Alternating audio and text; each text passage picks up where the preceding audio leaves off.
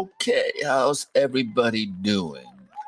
So, this is my third video in a month-long April 30 video challenge. Let's give it up for the challenge.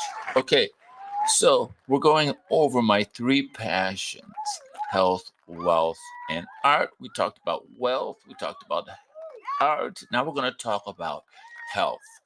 And so I'm going to go through a really quick uh, 10-second tour of my belief system when it comes to health in a quick presentation. So here we go. Question with the, oops, let's go back. Question. What is the difference? What is the difference between the calcium we ingest in terms of food and the calcium one sees on the periodic table? Okay, if your doctor can't answer this very simple question, your doctor's a hack. That's right, I said it. Your doctor is a complete moron because this is the essence of all health from a very basic understanding of logic. So let us continue. What's the difference between calcium ingested in terms of food and the calcium one sees on the periodic table? All right, this is the periodic table. Everything in the known universe, including the human body, is built from these elements. The periodic table, the calcium on the periodic table is circled in yellow. All right? Everything in the universe, including your human body, is made from that table. It's not made from antibiotics. It's not made from cortisone. It's not made from whatever drug that your MD directed doctor might prescribe you. It's made from these elements. This is absolute 100. Oops, keep hitting the wrong thing there.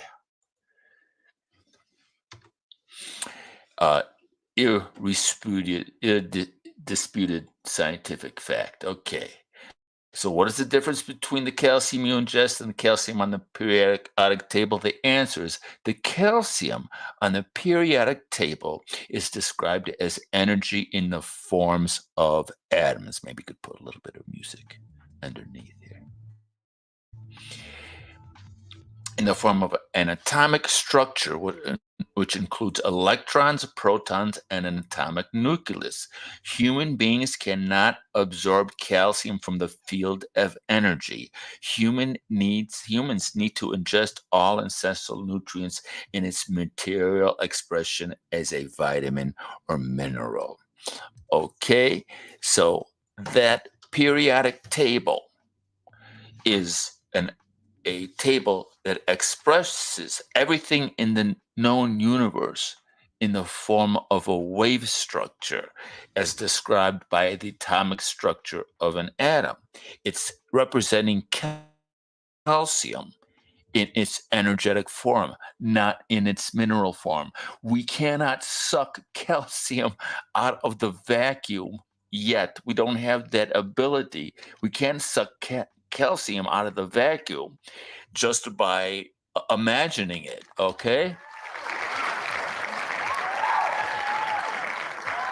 Are we there? We have to eat the calcium and it has to go through our digestive system and it has to be absorbed by our intestinal tract for our bones and our body to use it. All right? Are you with me? Cool.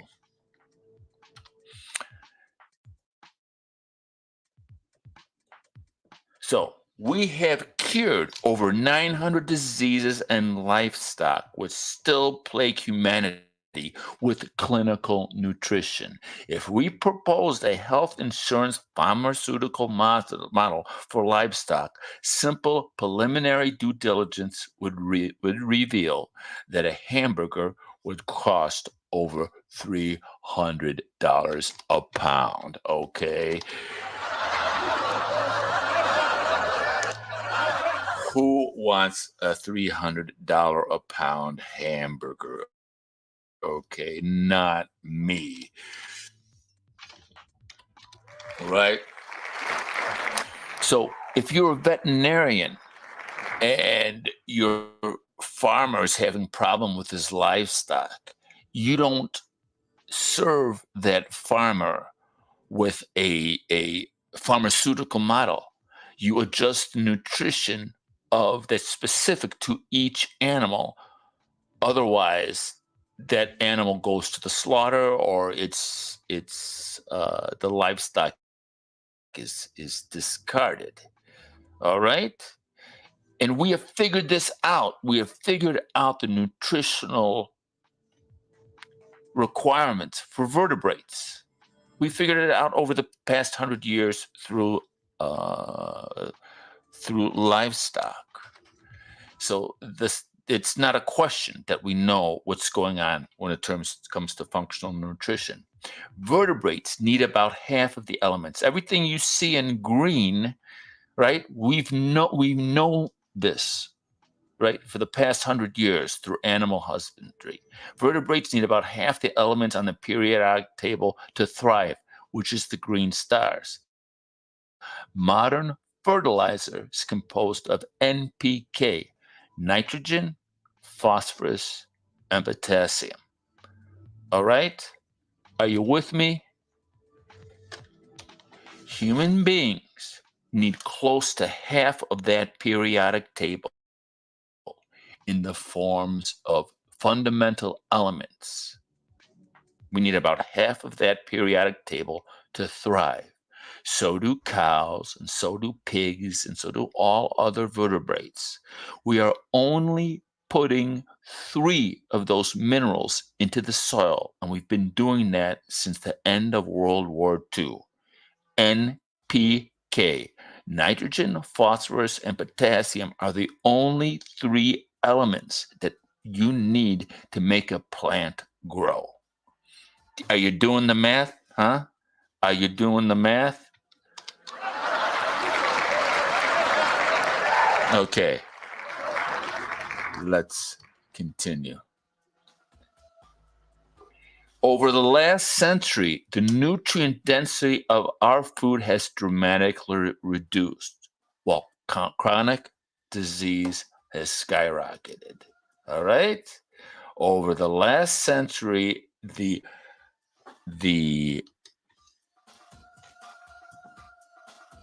nutrient density of our soil has gone like this, while obesity, autism, asthma, cancer, and tuberculosis, and all that has gone all with that.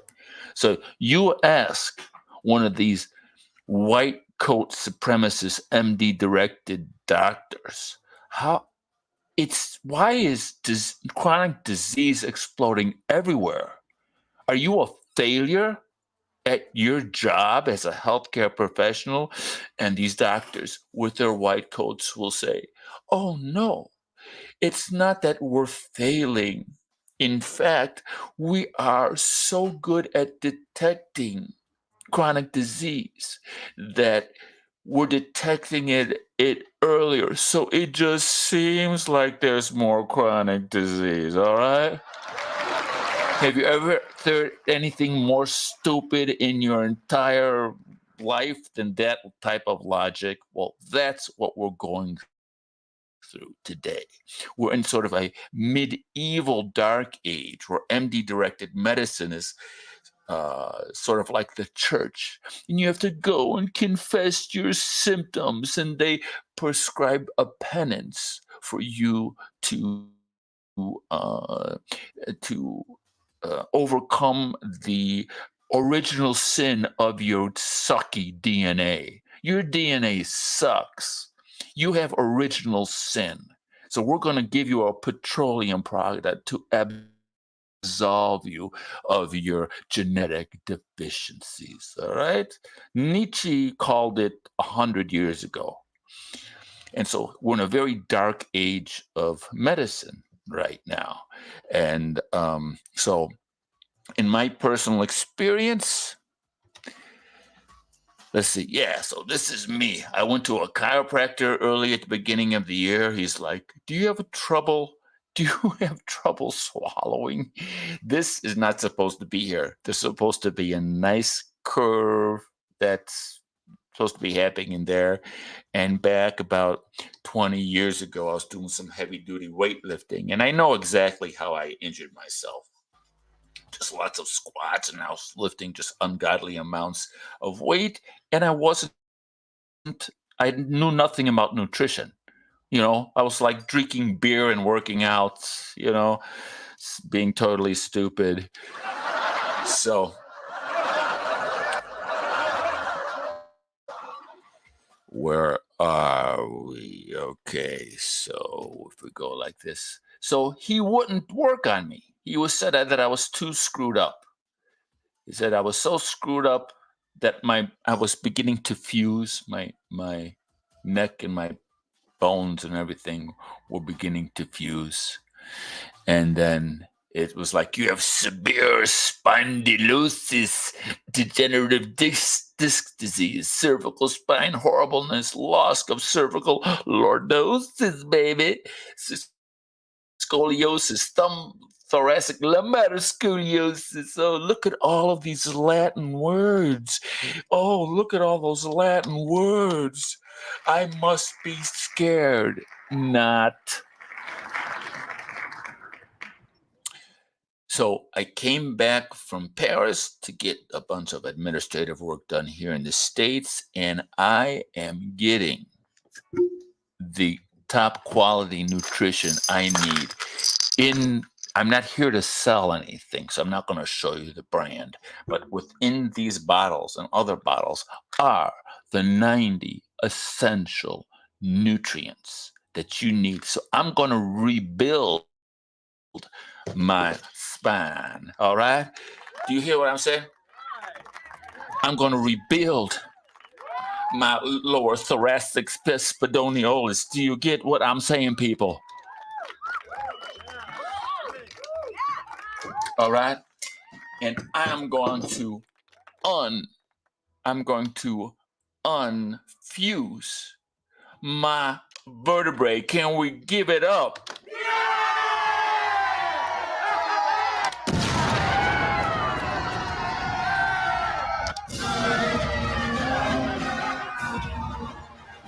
I'm going to unfuse my vertebrae. I'm going to rebuild my spine. And I'm going to do it with the 90 essential nutrients, baby. Yeah. So, within the past few months, I have grown about a centimeter and a quarter, about a centimeter and a quarter. That would be like 13, 14 millimeters, about that much. I've rebuilt. I've gained the height that I've lost, and I'm going to keep going. I lost about this much, almost like an inch and a half over the decades. I lost about this much in terms of height, and I've regained this much back with the nutritional program, and I'm going to get it all back before I'm done. And the basic sort of rule in functional nutrition is that for every month you've been deficient, you're going to need, for every year you've been deficient, you're going to need a month of a full nutritional regimen to get things going again. So, I've been nutritionally deficient for decades. So I am going to it's going to take me years to get fully functional, but not like decades.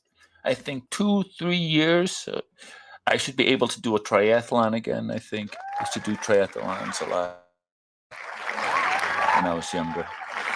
So that's the goal. And so I'm going to start taking people on my health, wealth, and art journey. So we're going to be spending time together doing all that kind of fun stuff. Okay, so I'm trying to keep it short.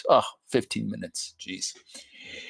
Anyways, so that's what we're up to. Video number 3. Thanks for watching, everybody. Come here.